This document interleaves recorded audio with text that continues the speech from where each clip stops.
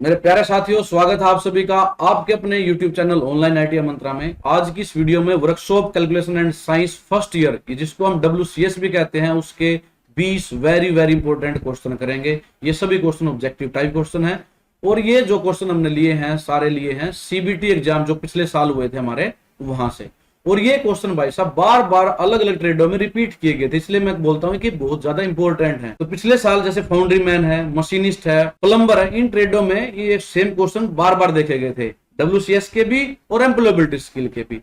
तो इन क्वेश्चनों को ध्यान से करें, पूरी वीडियो में बहुत ध्यान से समझाकर ये क्वेश्चन कराए गए हैं। वीडियो को अंत तक जरूर देखें, हो सकता है कि दोबारा ये क्वेश्चन रिपीट हो जाए। अगर रिपीट ना हुए तो आप लोगों को एक आइडिया मिल जाएगा किस तरह के क्वेश्चन पूछे जा सकते हैं एग्जाम में। ज्यादा मुश्किल क्वेश्चन नहीं पूछे जाते। तो जो बच्चा आज इस चैनल पर नया है, पहली बार विजिट किया है, तो सबसे पहले चैनल को सब्सक्राइब कर ले, बेल आइकन को हिट करके नोटिफिकेशन भी ऑन कर ले, ताकि उसको ITI से रिलेटेड जो नेक्स्ट वीडियो हम बनाएंगे उसके नोटिफिकेशन मिलते रहे। तो आइए शुरू करते हैं हमारे आज की वीडियो के 20 क्वेश्चन, और वीडियो को अंत तक जरूर देखें। तो साथियों, ये रहा हमारे आज की वीडियो का पहला क्वेश्चन। फर्स्ट क्वेश्चन है, अगर हम पेपर के हिसाब से देखें तो कितना, ये 41 है। क्वेश्चन बहुत आसान है। What are the fundamental units? इनमें से मूलभूत इकाइयां कौन सी है, आपने ये बताना है। ऑप्शन आपके पास है length mass volume, length mass time, length mass area, length pressure volume. तो आप सभी को बताया जो फंडामेंटल यूनिट है वो होती है हमारी लेंथ, मास एंड टाइम। तो इनको हम शॉर्ट में अगर बात करें तो LMT, ये हमारी क्या होती है, फंडामेंटल यूनिट होती है। ये कहां पर दी गई हमें, लेंथ मास एंड टाइम। तो ये बी ऑप्शन में हमारे आंसर है इस क्वेश्चन का। तो हम टिक किस पे कर देंगे, बी पे टिक कर देंगे इस क्वेश्चन के। नेक्स्ट क्वेश्चन देखते हैं। What denotes letter M in MKS system? MKS प्रणाली में M अक्षर क्या दर्शाता है? देखो, कई तरह के सिस्टम यूज करते हैं हम यूनिट्स में, तो आपने बताना जो MKS सिस्टम होता है उसमें M क्या शो करता है। तो मैं तीनों का बता देता हूं क्योंकि क्वेश्चन किसी प्रकार से पूछ सकता है। यहाँ पर M का मतलब होता है मीटर, K का मतलब होता है किलोग्राम, और S का मतलब होता है सेकंड। तो यहाँ पूछा गया M का मतलब, तो M की ऑप्शन देख लेते हैं। M से मतलब क्या है, यहाँ पर मीटर है, माइल नहीं। बी ऑप्शन में देखो मीटर है, तो इसका M का मतलब क्या है, यहाँ पर मीटर है। तो इस क्वेश्चन के लिए हम किस पे टिक करते हैं, बी पे टिक करते हैं। अगर इसी प्रकार से K या S पूछा जाता तो आप उसको भी क्लियर कर सकते हो। K का मतलब किलोग्राम होगा, S का मतलब क्या होगा, सेकंड होगा। तो क्वेश्चन किसी प्रकार से पूछा जाए आप इसको कर दोगे। नेक्स्ट क्वेश्चन है आज की वीडियो का third question. What is the product of 0.003 into 0.5? इन दोनों का गुणा करके बताना है, क्या वैल्यू आएगी। बहुत ही आसान क्वेश्चन है, गुणा करके हम देख लेते हैं। 0.003 इंटू 0.5, अगर ये पॉइंट हटा दें तो कैसे लिखा जाएगा, 3 बटे, इस पॉइंट के बाद कितने डिजिट है, 1 2 3, तो यहाँ 1 के बाद कितनी जीरो आ जाएगी, 3 आ जाएंगी, गुणा ये पॉइंट भी हटा दें हम, 0.5 लिखा हुआ है, क्या आ जाएगा, 5 बटे 10 आ जाएगा, क्योंकि यहाँ पर पॉइंट के बाद केवल एक ही डिजिट है। इसे गुणा करोगे तो क्या आ जाएगा, ऊपर वाले गुणा करोगे 5 तिये 15, नीचे जब गुणा करोगे 1000 को 10 से गुणा करोगे तो क्या हो जाएगा, ये 10,000 हो जाएगा ऐसे। अब इसको हम दोबारा पॉइंटों में बदल देते हैं, देख लेते हैं नीचे कितनी जीरो है, 1 2 3 4 जीरो है। तो 4 पॉइंट छोड़कर हम क्या लगा देंगे, बिंदु लगा देंगे। तो पीछे से 4 पॉइंट हम गिनेंगे तो 1 डिजिट 2 डिजिट, इससे आगे कोई डिजिट नहीं है, उसके नाम के हम क्या लगा लेंगे, 0 0। अब ये कितने डिजिट हो गए, 4 हो गए, तो 4 ही हमारे जीरो थे, इनको छोड़कर लगाएंगे बिंदु, तो ये बिंदु हमारा यहाँ आ जाएगा। तो यहाँ समझने के लिए इसके आगे भी 0 लगा देते हैं, तो 0.0015 इसका आंसर हो जाएगा। कहां पर है ये, बी ऑप्शन में ये हमारा आंसर है। तो इस क्वेश्चन का आंसर क्या हो जाएगा, हमारा बी हो जाएगा। कंफ्यूज करने के लिए हमें अलग अलग जगह पर पॉइंट लगाकर दिखा रखा, तो कंफ्यूज नहीं होना है, इस क्वेश्चन को ऐसे करना। नेक्स्ट क्वेश्चन है, convert 0.456 decimal fraction into the percentage. आपने इस टर्म को परसेंटेज में बदलना है, कैसे बदलेंगे, 0.456, यहाँ पर क्या हमारा पॉइंट है, इसको परसेंटेज में बदलने के लिए हम क्या कर देंगे, 100 से गुणा कर देंगे। अब ये जो पॉइंट है बिंदु, इसको हम हटा देंगे, इस बिंदु के बाद कितने डिजिट है, 1 2 3, तो 3 ही जीरो लगा देंगे 1 के बाद, तो ये 456 बन जाएगा। अब इसको सोल्व कर लेते हैं, 1 0 से 1 0 कैंसिल, इस 0 से ये 0 कैंसिल, तो ये कितना आ जाएगा हमारा ऊपर 456 बटे 10। अब इसको पॉइंटों में कन्वर्ट कर देते हैं, नीचे 1 0 है, तो हमारा जो बिंदु है एक पॉइंट को छोड़कर ही लग जाएगा, एक डिजिट को छोड़कर लगा देंगे, यानी कि 456, तो एक डिजिट क्या है, 6 को छोड़कर लगा देंगे, ये आ जाएगा हमारा इस प्रकार से, और यहाँ हो जाएगा हमारा परसेंटेज। देख लेते हैं आंसर में कहाँ है, ये 45.6, तो ये रहा हमारा ए ऑप्शन में। तो इस क्वेश्चन का आंसर क्या हो जाएगा, हमारा ए हो जाएगा। उम्मीद है दोस्तों आप लोगों को वीडियो पसंद आ रही होगी। अगर वीडियो पसंद आ रही तो प्लीज वीडियो को लाइक जरूर कर दे। वीडियो लाइक करने में आपका कुछ नहीं जाता, लेकिन टीचर का मनोबल जरूर बढ़ता है। और कमेंट करके भी बताया कि इस तरह के आपको और कितनी वीडियो चाहिए। अभी लाइक और कमेंट जरूर कर दो।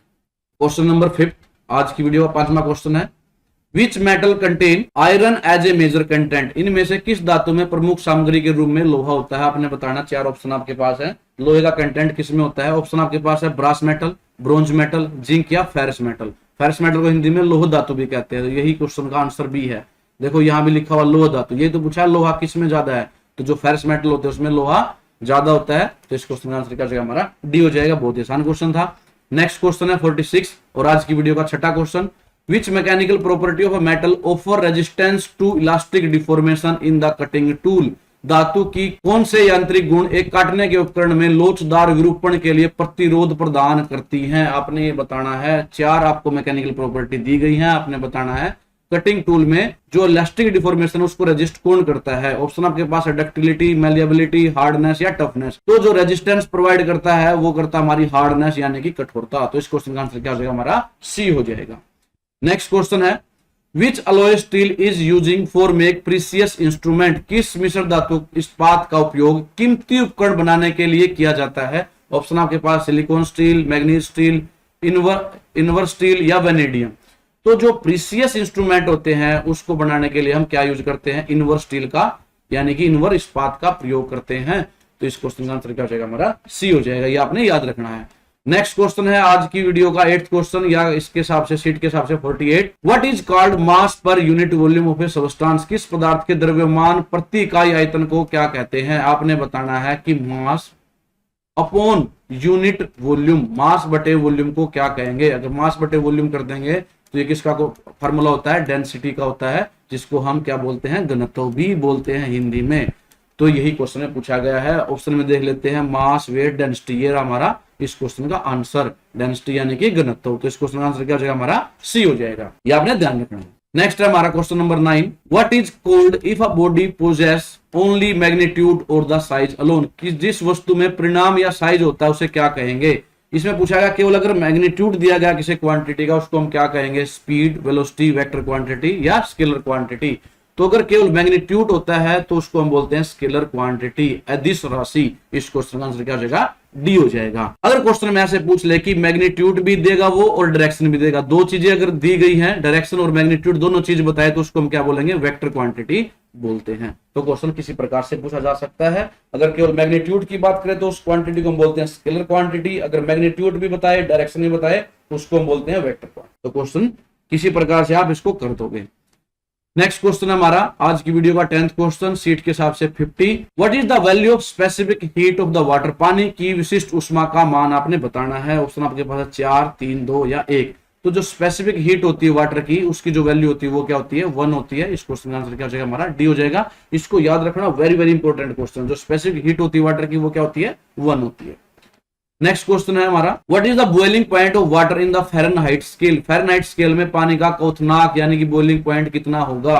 अगर हम बात करते हैं डिग्री सेल्सियस की तो वैल्यू क्या होती है हमारी, 100 डिग्री सेल्सियस। लेकिन यहाँ पर किसमें पूछा गया है, फ़ारेनहाइट स्केल में पूछा गया है, ये ध्यान रखना है। तो जो फ़ारेनहाइट स्केल में वैल्यू होती है हमारी बॉइलिंग पॉइंट की वाटर की, वो होती है 212 डिग्री फ़ारेनहाइट। तो इस क्वेश्चन का आंसर क्या हो जाएगा, सी हो जाएगा। तो अगर एग्जामिनर डिग्री सेल्सियस में पूछे तो आंसर हमारा क्या होगा, 100 डिग्री सेल्सियस। अगर फ़ारेनहाइट में पूछे तो क्या होगा, 212 डिग्री फ़ारेनहाइट। तो इसको आपने याद रखना है। नेक्स्ट क्वेश्चन है 52 और आज की वीडियो का 12th question, calculate the amount of heat required to raise the temperature of 85.5 gram of sand from 20 degree Celsius to 35 degree Celsius. Specific heat of the sand is 0.1. इसमें पूछा गया है कि आपको अगर 85.5 ग्राम सैंड यानी कि रेत दिया गया है, उसका टेम्परेचर बढ़ाना है। 20 डिग्री से आपने टेम्परेचर को कहां ले जाना है, 35 डिग्री ले जाना है। तो आपको बताना है कि जो अमाउंट ऑफ हीट है उसकी जरूरत कितनी होगी, कितनी आपको हीट चाहिए। तो इसके लिए एक फार्मूला होता है amount of heat required, Q is equal to MC delta T। ये फार्मूला आपने इसके लिए यूज करना, आपको पता लग जाएगा कि टेम्परेचर को बढ़ाने के लिए जो हीट है कितनी जरूरत होगी। तो यहाँ पर मास कितना दिया गया है, M मतलब मास कितना है, 85.5 ग्राम है। तो इसको यहाँ लिख देंगे। C का मतलब है स्पेसिफिक हीट कितनी दी गई है, 0.1, इसको रख देंगे। डेल्टा T का मतलब चेंज इन द टेम्परेचर मतलब 35 डिग्री आपने पहुंचाना है, कहां से, 20 डिग्री से। तो इन दोनों को माइनस कर दो, कितना आ जाएगा, 15 डिग्री। यानी चेंज इन टेम्परेचर कितना हुआ, 15 डिग्री, वो यहां पर गुणा कर दोगे। जब इन तीनों को गुणा करोगे तो जो आंसर आएगा वो क्या आएगा हमारा 128.25 जूल। यही इस क्वेश्चन का आंसर भी है। ऑप्शन में देख लेते हैं, ये रहा हमारा ए ऑप्शन में 128.25 जूल। तो इस क्वेश्चन का आंसर क्या हो जाएगा? ए हो जाएगा। इस फार्मूले को याद रखना, ये वैल्यू आपको कुछ भी दी हो इस फार्मूले में पुट करो और आप आसानी से इसको सोल्व कर सकते हो।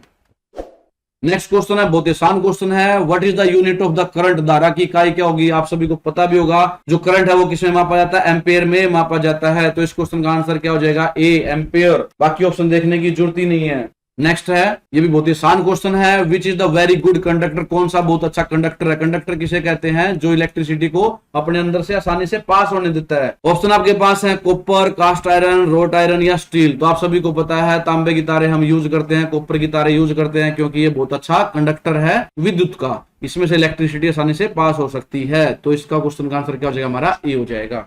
नेक्स्ट क्वेश्चन है, What is the resistance of electric iron if the rating of electric iron is 220 volt and 500 वाट? यदि इलेक्ट्रिक आयरन की रेटिंग 220 वोल्ट और 500 वाट है तो उसका प्रतिरोध कितना होगा? आपने रेजिस्टेंस निकालना है। इस क्वेश्चन के लिए आपको दो चीजें दी गई हैं। क्या दी गई है? वोल्ट दिए गए कितने? 220 वोल्ट, तो ये वोल्टेज हो जाएगी। दूसरी वैल्यू क्या दी गई है आपको? वाट, यानी कि पावर दी गई है। वाट किसकी इकाई होती है? पावर की, 500 वाट। तो जो रेजिस्टेंस होता है वो कैसे निकलता है? आर आपने निकालना V अपॉन में I, यानी वोल्टेज अपॉन में करंट। लेकिन हमें करंट की वैल्यू नहीं पता है, तो करंट की वैल्यू पता करने के लिए हम P का फार्मूला यूज करेंगे। आप सभी को पता है जो पावर है वो कैसे निकलती है? वोल्टेज को अगर I से गुणा कर दोगे, करंट से गुणा कर दोगे, तो पावर की वैल्यू आ जाएगी। तो यहाँ पर हम पुट कर देते हैं। पावर हमें गिवन है कितनी है? 500 वाट। इसको पुट कर देंगे। जो वोल्टेज है वो कितनी है? 220 वोल्ट है, गुणा में करंट की हमें वैल्यू चाहिए। तो इस फॉर्मूले को सोल्व करेंगे तो क्या हो जाएगा? आई क्या हो जाएगा? इधर ले लेंगे हम,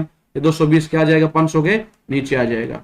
तो इसको जब सोल्व करोगे 500 बटे 220, तो जो इसकी वैल्यू है वो कितनी आ जाएगी? 2.72 एम्पेयर। तो ये करंट की वैल्यू में मिल चुकी है। इस करंट की वैल्यू को हम क्या पुट कर देंगे? इस फार्मूले में पुट कर देंगे और हमें रेजिस्टेंस प्राप्त हो जाएगा। जो वोल्टेज है वो कितनी है? 220 वोल्ट डिवाइडेड बाय करंट की वैल्यू भी हमें पता है 2.72। तो इसको जब सोल्व करोगे तो हमें क्या आ जाएगा? रेजिस्टेंस की वैल्यू निकल जाएगी, जो निकलेगी हमारी 96.8 ओम। ये ओम का सिंबल है। तो 96.8 कहां है देख लेते हैं ऑप्शन में। तो ये रहा हमारा सी ऑप्शन में 96.8 ओम। तो इस क्वेश्चन का आंसर क्या हो जाएगा? सी हो जाएगा। नेक्स्ट क्वेश्चन पर चलते हैं। Question number 16, what is the side of the square whose area is 625 millimeter square? एक वर्ग की भुजा क्या होगी जिसका क्षेत्रफल 625 मिलीमीटर है? आप सभी को पता है वर्ग का क्षेत्रफल कैसे निकलता है? साइड का स्क्वायर करके हम निकालते हैं। तो साइड का स्क्वायर इज इक्वल टू, हमें ऑलरेडी गिवन है कितना? 625। तो हमें एक साइड की वैल्यू हमें पता करनी है। तो इस स्क्वायर को क्या करेंगे? उधर लेके जाएंगे तो क्या बन जाएगा? ये अंडर रूट बन जाएगा। तो 625 का अंडर रूट हमें चाहिए। 625 का जो अंडर रूट होता है वो कितना होता है? 25 मिलीमीटर। यही इस क्वेश्चन का आंसर भी है। तो भुजा की जो लंबाई कितनी हो जाएगी? 25 मिलीमीटर। कहां पर है ये? सी ऑप्शन में। तो इस क्वेश्चन का आंसर क्या हो जाएगा? हमारा सी हो जाएगा राइट आंसर। नेक्स्ट क्वेश्चन है, what is the perimeter of scalene triangle having side 40 millimetre, 20 millimetre and 28 millimetre? आपको एक स्केलीन ट्रायंगल यानी कि विषम त्रिभुज जिसकी एक भी साइड बराबर नहीं है, उनकी वैल्यू गिवन है। आपको दिया है एक जो साइड है वो कितनी है? 40 मिलीमीटर की है। दूसरी जो साइड है वो कितनी है? 28 मिलीमीटर। और जो तीसरी साइड है वो कितनी है? 20 मिलीमीटर। तो आपके सामने मैंने एक पिक्चर बना दी है, रफ पिक्चर। तो इस तरह से हमारे पास एक विषमबाहु त्रिभुज है। आपने इसका पेरीमीटर बताना है, परिमाप बताना। बहुत ही आसान क्वेश्चन है। परिमाप आप सभी को पता है, क्या करते हैं हम? साइडों का जोड़ कर देते हैं तो हमारे पास क्या आ जाएगा? पेरीमीटर आ जाएगा, परिमाप आ जाएगा। तो परिमाप के लिए आपको क्या करना है? जो तीनों साइड है उनकी जो वैल्यू दी गई है उसको ऐड कर देना सिंपली। तो ऐड करोगे तो क्या आ जाएगा? 4 2 6 2 8 88 मिलीमीटर। कहां है? सी ऑप्शन में। ये रहा। तो इस क्वेश्चन का आंसर क्या आ जाएगा? सी आ जाएगा। तो पेरीमीटर निकालना बहुत आसान होता है, बहुत ही आसान क्वेश्चन था। नेक्स्ट क्वेश्चन करते हैं हमारा 18th question. What is the name of fixed और supporting point of a lever? Lever के फिक्स और सपोर्टिंग पॉइंट को क्या कहेंगे? देखो लीवर हमारा इस प्रकार से होता है। यहाँ पर ये होता है, यहाँ हमारा लोड होता है। यहाँ पर आप क्या लगाते हो? एफर्ट लगाते हो, पावर लगाते हो। ये हमारा लोड है। तो ये पूछा गया ये फिक्स पॉइंट कौन सा होता है हमारा? ये होता है। इसको क्या कहेंगे? इसको हम बोलते हैं फलक्रम। क्या बोलते हैं? आपने याद रखना है, क्या बोलते हैं? फलक्रम। ऑप्शन में देख लेते हैं, ये रहा बी ऑप्शन में। तो जो फिक्स पॉइंट होता है हमारा लीवर में उसको क्या बोलते हैं हम? फलक्रम। नेक्स्ट क्वेश्चन है हमारा, which is the example of first order liver? First order liver के लिए कौन सा उदाहरण है? 4 आपको एग्जाम्पल दिए गए, आपने बताना इनमें से फर्स्ट ऑर्डर लीवर कौन सा। देखिए फर्स्ट ऑर्डर लीवर सबसे पहले समझ लेते क्या होता है। अभी हमने एक ऊपर डायग्राम बना लीवर का। तो इसमें 3 चीजें होती है। एक होता है फलक्रम, एक होता है लोड और एक होता है एफर्ट। इसको लिख देते हैं हम एफर्ट, और ये हमारा लोड जो आपने उठाना है। तो ये है फलक्रम जो कि फिक्स होता है। तो अगर ये फलक्रम लोड और एफर्ट के बीच में हो तो उसको हम फर्स्ट ऑर्डर लीवर कहते हैं। 3 तरह के ऑर्डर होते हैं हमारे लीवर में, first order liver, second order liver, third order liver. तो फर्स्ट ऑर्डर में हमेशा जो फलक्रम हो क्या होगा, बीच में होगा।